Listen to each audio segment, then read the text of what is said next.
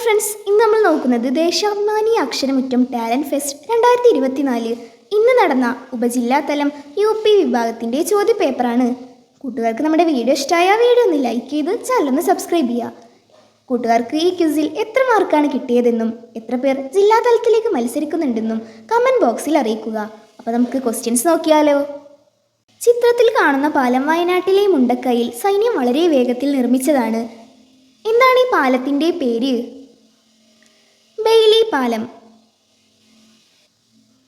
COVID-19 മഹാമാരി മൂലമുണ്ടായ പ്രതിസന്ധിയുടെ സാഹചര്യത്തിൽ 2020 ജൂൺ 1 മുതൽ വിക്ടേഴ്സ് ടെലിവിഷൻ ചാനൽ വഴി കേരള പൊതുവിദ്യാഭ്യാസ വകുപ്പ് ആരംഭിച്ച അധ്യയന പരിപാടിയുടെ പേരെന്താണ്?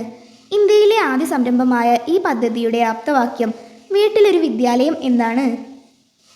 ഉത്തരം ഫസ്റ്റ് ബെൽ. ഞാൻ പല സിദ്ധന്മാരെയും മഹർഷിമാരെയും കണ്ടിട്ടുണ്ട്.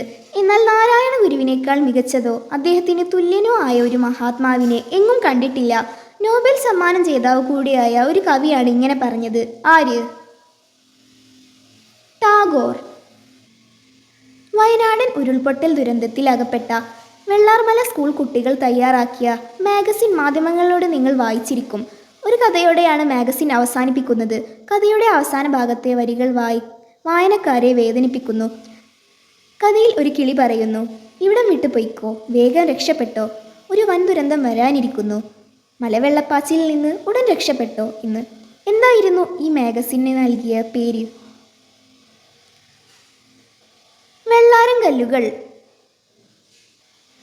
ഇന്ത്യയുടെ ഏത് കറൻസി നോട്ടിലാണ് ഈ ചിത്രം ഉൾപ്പെടുത്തിയിട്ടുള്ളത്? 100 രൂപ. സൂര്യരുട്ടിൻ്റെ കിടാത്തി എന്നാൽ സൂര്യപ്രകാശത്തിനുറ്റ തോഴി, ചീത്തകൾ കൊത്തിവലിക്കുകിലും ഏറ്റവും വൃത്തിവെടുപ്പെഴുന്നോൾ, കാക്ക നീ ഞങ്ങളെ സ്നേഹിക്കിലും കാക്കണം സ്വാതന്ത്ര്യം എന്നറിവോൾ. കാക്ക എന്ന കവിതയിലെ വരികളാണിത്.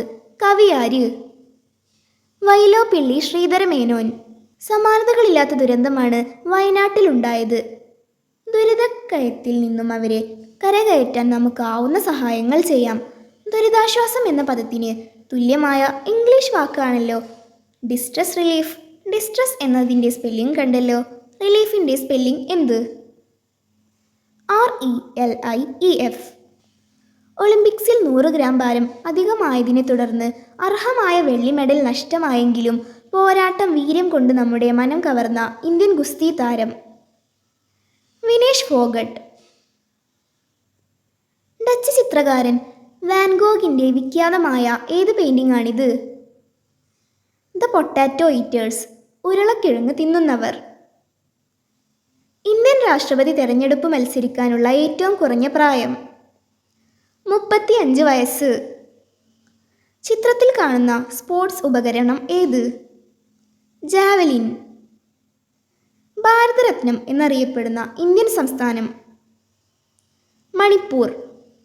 കേരളത്തിലെ ആദ്യത്തെ മയിൽ സംരക്ഷണ പക്ഷി സങ്കേതം പാലക്കാട് ജില്ലയിൽ ഏതു സംസ്ഥാനത്താണ്? KK നീലകണ്ഠനാണ് ഇത് സമർപ്പിച്ചിരിക്കുന്നത്. ചൂലന്നൂർ. 2006 ഓഗസ്റ്റ് 24 വാനശാസ്ത്രവുമായി ബന്ധപ്പെട്ട് എന്ത് മാറ്റമാണ് സംഭവിച്ചത്? പ്ലൂട്ടോ ഗ്രഹമല്ലാതായി. 2024 പാരീസ് ഒളിമ്പിക്സിൽ ഇന്ത്യ ആകെ നേടിയ മെഡൽ എത്രയാണ്? 6 മെഡൽ. 54ാമത് സംസ്ഥാന ചലച്ചിത്ര പുരസ്കാരത്തിൽ ഊർവശിയെ കൂടാതെ മികച്ച നടിക്കുള്ള പുരസ്കാരം ലഭിച്ച അധ്യാപിക ആരാണ്? ബീന R ചന്ദ്രൻ. 140 മുട്ടകൾ 2 പെട്ടികളിലായി അടുക്കി വെച്ചിരിക്കുന്നു. ഒന്നാമത്തെ പെട്ടിയിലുള്ളതിനേക്കാൾ 10 മുട്ടകൾ കൂടുതലാണ് രണ്ടാമത്തെ പെട്ടിയിലുള്ളത്. രണ്ടാമത്തെ പെട്ടിയിൽ എത്ര മുട്ടകളുണ്ട്? 75. ജൂലൈ 22 ഇന്ത്യയിൽ ഏത് ഫലത്തിൻ്റെ ദിനമാണ്? മാമ്പഴം. MK മേനോനാണ് മലയാളത്തിലെ ഏറ്റവും വലിയ നോവലായ അവകാശികൾ എഴുതിയത്. അദ്ദേഹത്തിൻ്റെ തൂലികാനാമം എന്ത്? വിലാസിനി. നാടൻ കലകളുടെ പുനരുദ്ധാരണവും സംരക്ഷണവും ലക്ഷ്യമാക്കി കേരള ഫോക്ലോർ അക്കാദമി 1995 രൂപീകരിച്ചത്. ഏത് ജില്ലയിലാണ് ആസ്ഥാനം? കണ്ണൂർ. ഇനി നമുക്ക് ടൈ ബ്രേക്കർ ക്വസ്റ്റ്യൻസ് നോക്കാം.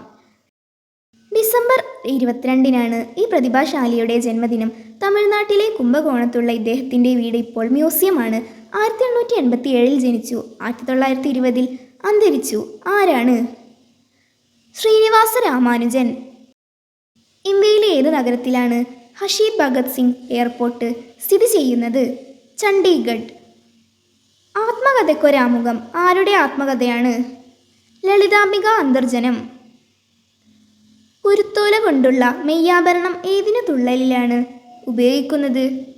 ശീതങ്കൻ തുള്ളൽ. 2024 പാരീസിൽ നടന്ന എത്രാം ഒളിമ്പിക്സാണ്?